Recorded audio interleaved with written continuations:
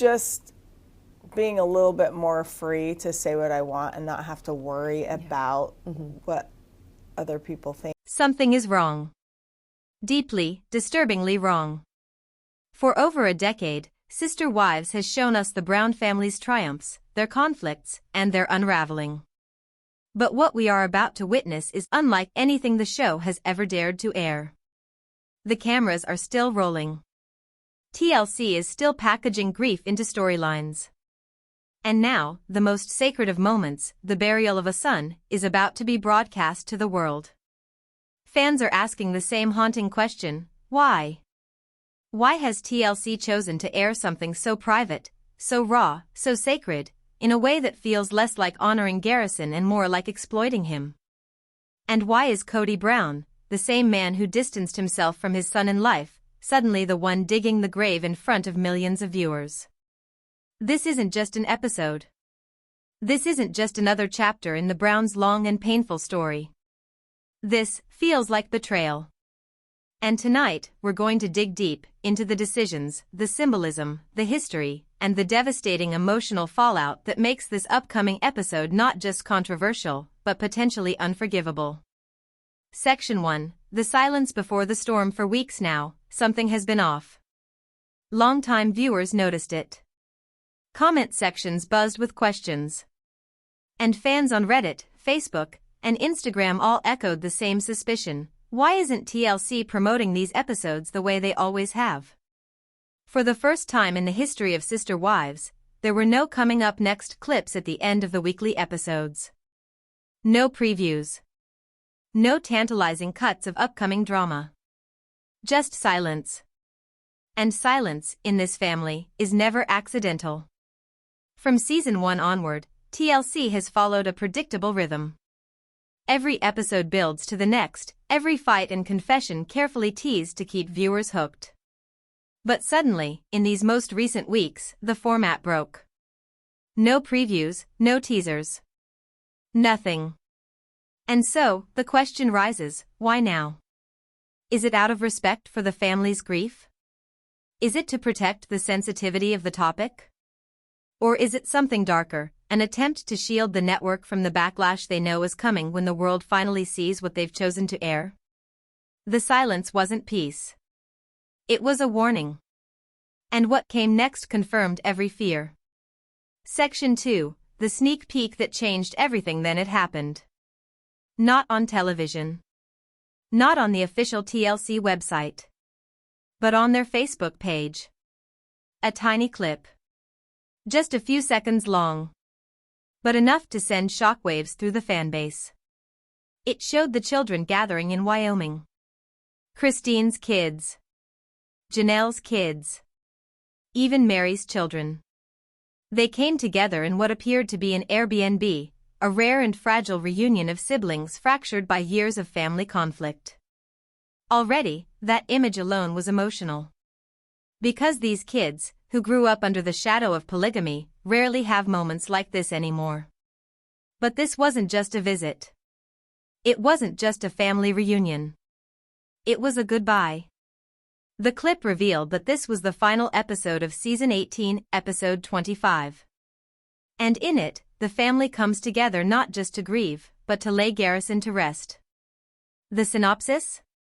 Kody Brown, the patriarch who had distanced himself from his son, would be filmed digging a grave for Garrison's ashes, burying them beside his own parents in a public cemetery in Powell, Wyoming. This wasn't a private burial. This wasn't a sacred family-only farewell.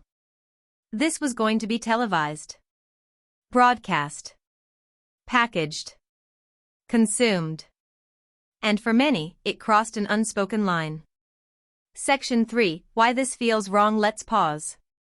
Let's really sit with this for a moment. How many of us have buried a loved one? A parent? A child? A sibling? How many of us have stood there in that crushing silence, that sacred moment of finality, when the earth closes over the body of someone we thought would always be there? Now imagine that moment filmed. Not by a family member for memory. Not for private reflection. But filmed for reality television. Sold to an audience. edited for ratings. Does that feel right to you? Because for many fans, the answer is a resounding no. The thought of watching Kody, whose relationship with Garrison was fractured, whose absence during his son's darkest struggles has been well documented, suddenly taking center stage with a shovel in hand, digging the grave for the cameras, doesn't feel like grief. It feels like theater. It feels like a performance. And it feels like exploitation. Section 4, the strangeness of the burial. The choice itself raises questions. This wasn't a private family cemetery. The burial site, Penrose Cemetery, is a public ground outside of Powell, Wyoming. The Browns do not own it.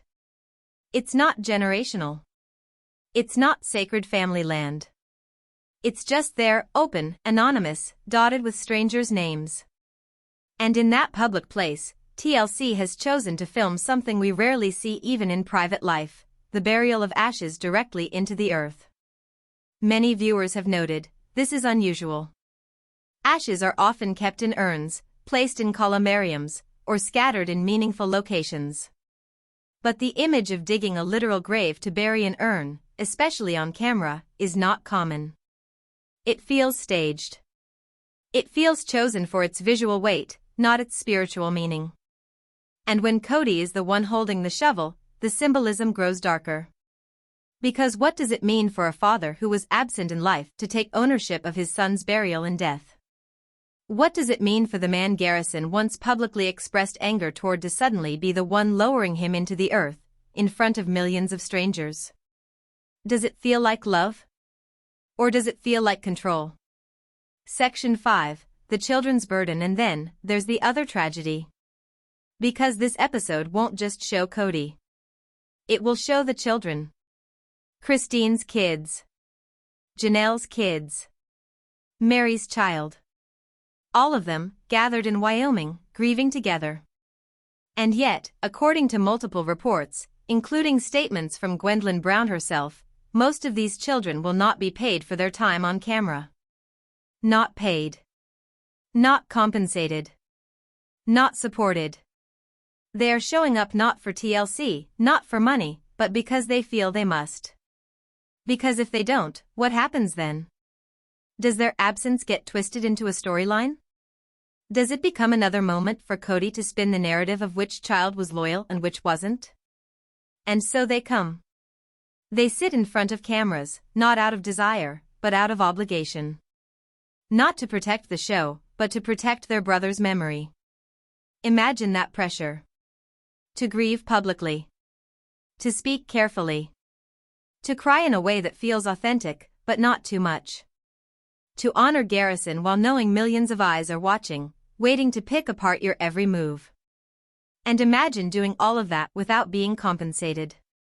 This isn't a job. It isn't an opportunity. It's exploitation. And it's been happening for years. Section 6, the history of exploitation. Let's not forget what Kody said. Not once. Not twice. But repeatedly. The children of sister wives were never properly paid for their time on the show. They were cornered by producers, asked deeply personal questions, placed in vulnerable positions, and then edited into storylines they had no control over. Their lives became content. Their pain became profit. And Garrison knew it. In his final months, he expressed anger. Frustration. A sense of betrayal that his private struggles were turned into public entertainment. And now, even in death, it feels like nothing has changed. Because once again, his story is being shaped not by his own voice, not by his own words, but by the machine that profited off his silence. Section 7, the parallel. The moment that sneak peek clip hit the internet, fans erupted. Hundreds of comments poured in within minutes. On TLC's official Facebook post, people weren't just sad, they were angry. The words repeated over and over again? Exploitative. Disrespectful. Sickening. Because to so many viewers, it wasn't about grief. It wasn't about honoring Garrison. It was about control, performance, and money. The idea of Kody digging his son's grave on camera left fans outraged. Some wrote that they wouldn't watch. Others said they were done with the series entirely. And many begged TLC to reconsider airing the footage at all. But here's the thing, TLC thrives on controversy. Every spike in social media outrage translates into more eyes on the show. Every angry comment is engagement. Every boycott threat is free publicity. And so, even as fans begged for privacy, begged for dignity, TLC leaned into the storm. They knew what they were doing. And they knew it would work. Section 10, a family divided even in grief, and then there's the other side of this, the family itself. Because while the children came together in Wyoming, while Christine, Janelle, and even Mary's children stood side by side, one absence was glaring. Robyn. Robyn and her children did not appear in the clip. And if history has taught us anything, they will not appear in the final episode either. This is not surprising. For years now, Robyn and her children have been separated from the others. Different homes. Different rules. Different loyalties. But in a moment like this, when the family should be united, when the memory of Garrison should bridge every divide, the absence cuts deep. And fans notice. They always notice. Why is it that Robyn and her children are shielded from these moments? Why is it that the others must bear their grief on camera while she remains unseen? And why is it that Kody, who lives with Robyn, still finds the spotlight while his children carry the pain? It is a question that will haunt the legacy of this episode. Section 11, the symbolism of the shovel. Let's talk about the shovel. Because television is not accidental. Every shot. Every angle. Every action chosen by producers means something. And when the cameras show Kody digging, it will not just be a man moving dirt. It will be a symbol. The image of a father digging his son's grave is one of the most powerful and devastating symbols imaginable. It suggests responsibility. It suggests intimacy. It suggests grief. But when that father is Kody Brown, a man who admitted to being emotionally absent, a man whose favoritism tore his family apart, a man whose son died feeling unheard, the symbol changes. It doesn't suggest grief. It suggests guilt. It doesn't suggest intimacy. It suggests performance. And here's the cruelest twist, that symbol will last forever. Long after the cameras stop rolling, long after TLC stops airing reruns, the image of Kody with a shovel in his hands will remain. Not because it's sacred, but because it's on film. Because it's content. Because it was staged. And that is not a legacy. That is exploitation. Section 12, the contrast, Janelle's tribute. Now, let's compare. While TLC and Kody frame grief through spectacle, Janelle quietly does something different. She goes to the High Country Humane Society in Flagstaff. She visits the cats. She learns about the adoption room. And then, with donations from fans and community members, they rename that space in Garrison's honor. A plaque is placed. Over $25,000 is raised. Dozens of animals are adopted into loving homes, their fees covered by the generosity of strangers who wanted to honor Garrison's memory. That is real. That is healing. That is legacy. Because when Janelle stood in that shelter, she wasn't performing for cameras. She wasn't holding a shovel for symbolism. She was honoring who Garrison was, a young man who loved animals, who rescued them, who believed in giving the forgotten a second chance. And in that shelter, in that adoption room, Garrison's spirit lives on. Not as a plot point. Not as an episode. But as a living tribute that will continue to save lives for years to come. That is how you honor someone. That is how you remember them. And it makes the contrast with TLC's choices almost unbearable. Section 13, the unseen conversations. We have to ask, what is not being shown? Because for every clip we see, there are hours of footage left on the cutting room floor.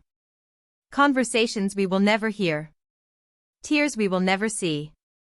What did Christine say when she realized the cameras would be filming the burial? What did Janelle feel in her heart when she saw Kody pick up that shovel? What did the siblings whisper to each other when the producers asked them to sit down and speak on camera? Were they comfortable? Or were they pressured? We know from past accounts, especially from Gwendolyn, that producers often push the children into vulnerable conversations. They corner them with unexpected questions. They frame their answers into narratives. And they edit their words for maximum drama. So what will they do with this? What will they do with the tears of children grieving their brother? Will they honor those tears? Or will they package them into ratings? The answer, sadly, feels obvious. Section 14, the missed opportunity, and here's where the heartbreak deepens. Because this episode could have been different. It could have been meaningful. It could have saved lives. Imagine this: instead of showing Kody with a shovel, instead of reducing grief to a staged burial, TLC could have used this platform to talk about mental health. They could have honored Garrison by speaking directly to the audience about suicide prevention. They could have included resources. They could have educated viewers about the signs to look for, the words to listen for, the ways to reach out. They could have turned tragedy into awareness. That would have been powerful. That would have been redemptive. That would have honored Garrison's life in a way that mattered. But they didn't. They chose spectacle. They chose ratings. They chose the shovel. And in that choice, they revealed where their priorities truly lie. Section 15, a history of performance. This isn't new. From the very beginning, Sister Wives has blurred the line between reality and performance. Arguments are heightened. Conversations are repeated for clarity. Scenes are staged for better angles. But when the subject is death, when the subject is grief, that line should never be crossed. Because grief is not content. It is sacred. Yet for Kody, performance has always been a tool. Remember the backyard dog burial? The way he cried, the way he leaned into the cameras, the way it felt as much like a scene as a moment? Now imagine that, but multiplied by 1,000. Because this isn't a dog. This is a son. And when that moment airs, no matter how raw or emotional it looks, fans will ask themselves the same haunting question: is this real? Or is this performance? And the fact that we have to ask, that alone tells us everything. Section 16, the children's legacy. We must not forget the ones left behind. Because this episode isn't just about Kody. It isn't just about TLC. It isn't just about the shovel. It's about the children. The ones who still wake up every day carrying the weight of grief. The ones who still remember the last text, the last phone call, the last laugh with their brother. The ones who must now live with the knowledge that their most painful goodbye was filmed, edited, and broadcast. What legacy does that leave them? When they look back years from now, will they find? There are moments in life when silence is louder than any scream. And in the Brown family, the silence that followed Garrison's death became a thunderous roar. Because or, making sure I'm working on relationships in the family. It's like, listen, I'm ready to be me. Here's the truth that no one wants to admit: Kody Brown didn't just lose his son. He betrayed him long before the tragedy ever happened.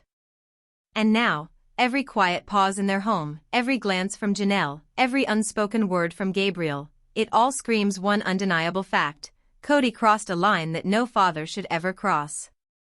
The funeral shadow. When the funeral ended, most families would come together. They'd hold hands. They'd eat in silence, cry into each other's shoulders, maybe even laugh through the tears with old memories. That's what healing looks like.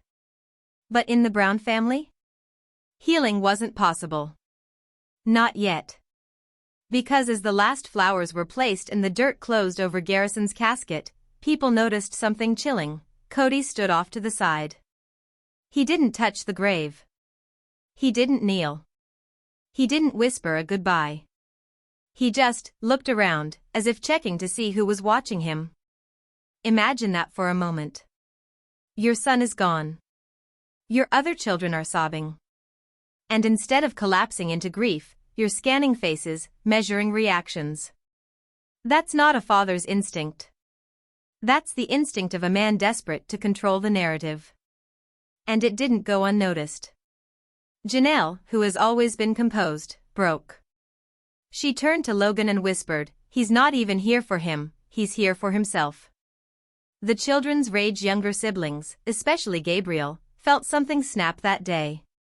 Because Garrison's death wasn't just tragedy, it was proof of everything they had feared all along, that Kody's love was conditional.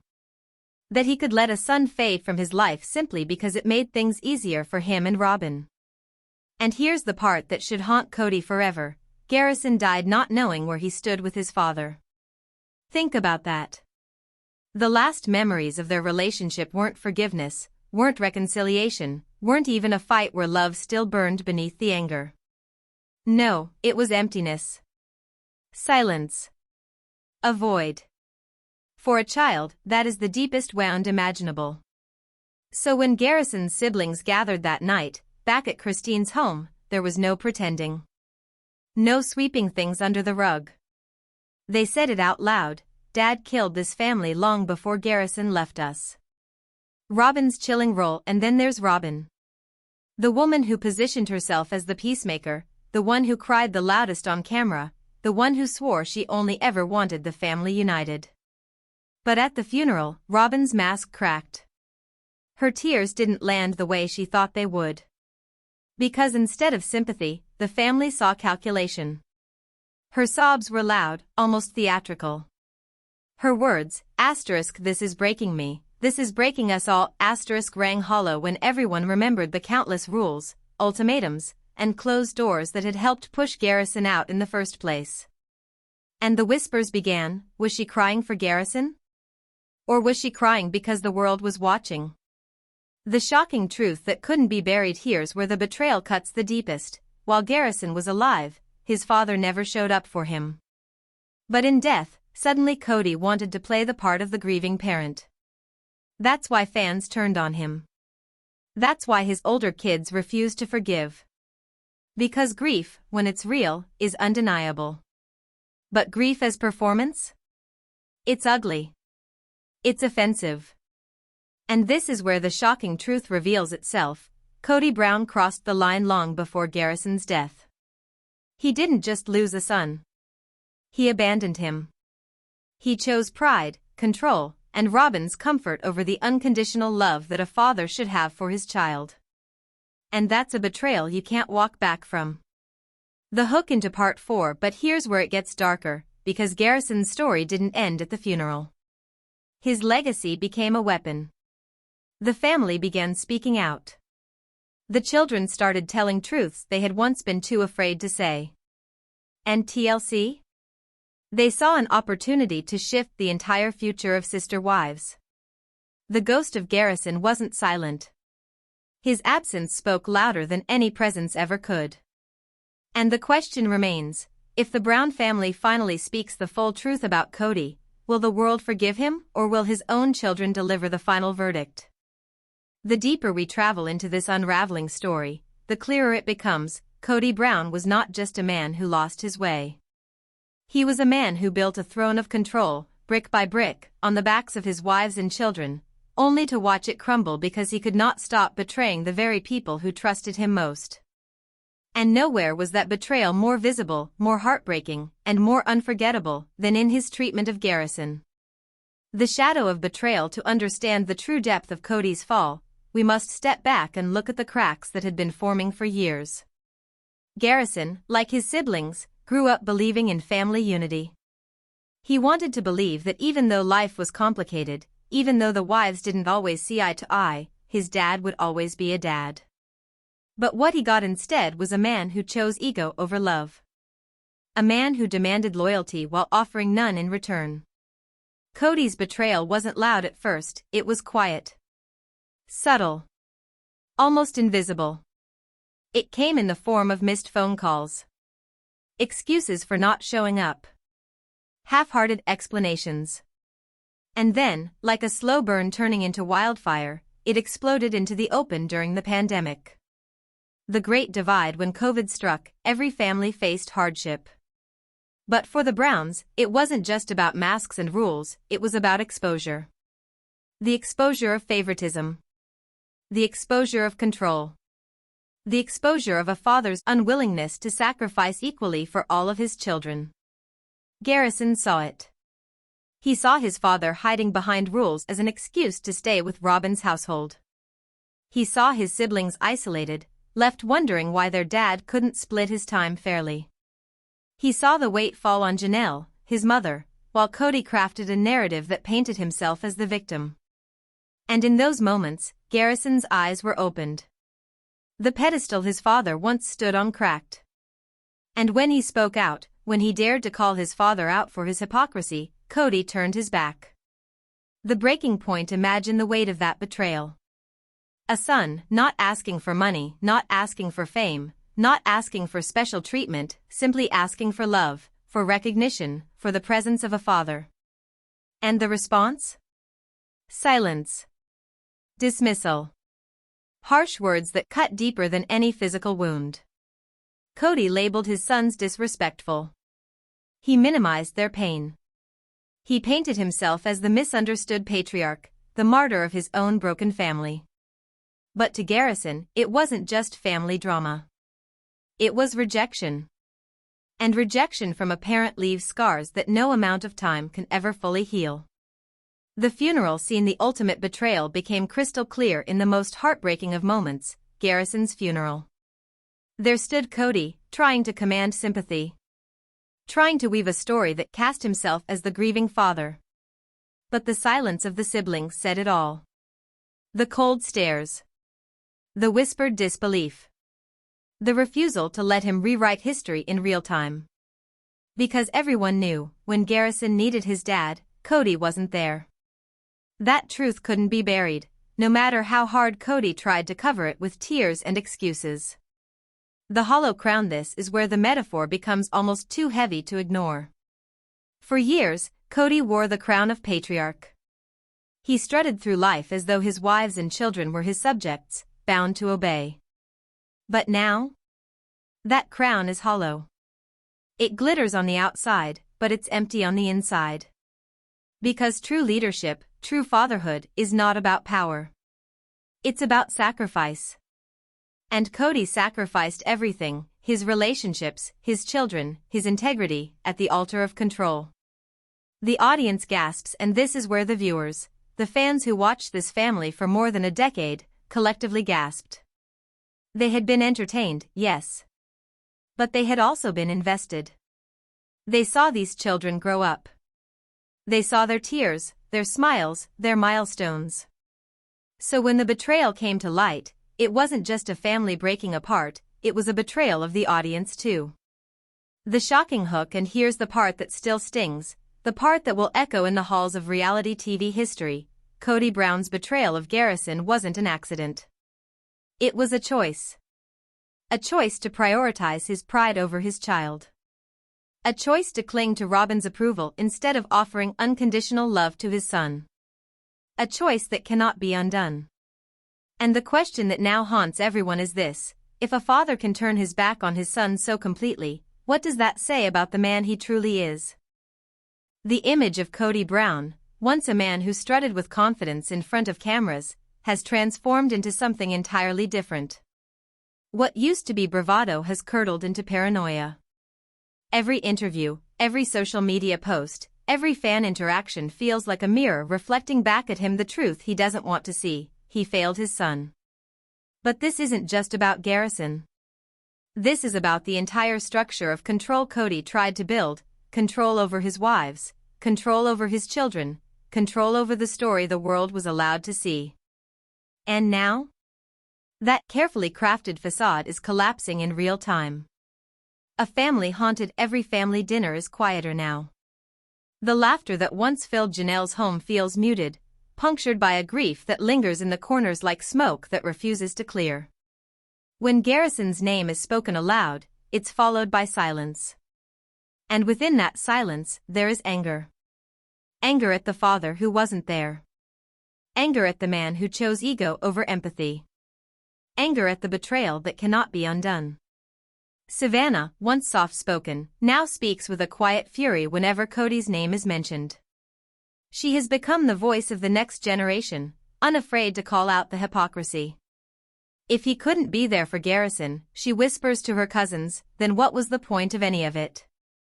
What was the point of calling himself our father? The world-watching viewers aren't just fans anymore, they've become witnesses. Every new episode, every leaked clip, every article carries a weight heavier than entertainment. It's judgment. It's accountability. Social media has become a courtroom. Comment sections have become jury boxes. And Kody's words, every careless slip, every defensive justification, are presented as evidence of his failure. Robyn tries to rally the defense, but it only fuels the fire. Her tears, once persuasive, now look like weapons. The audience has seen too much. They've seen the favoritism, the manipulation, the rewriting of history. No amount of quivering voices or carefully placed sobs can erase the truth of what happened to Garrison. The collapse of control. The one thing Kody cannot tolerate is losing control of the narrative. And yet, that is exactly what is happening. Christine speaks freely now, with a confidence that shakes him to his core. Janelle no longer shields him, no longer softens the truth. Even Mary, silent for years, is beginning to find her voice. But the most damning voices of all are the children. They tell stories that cameras never caught.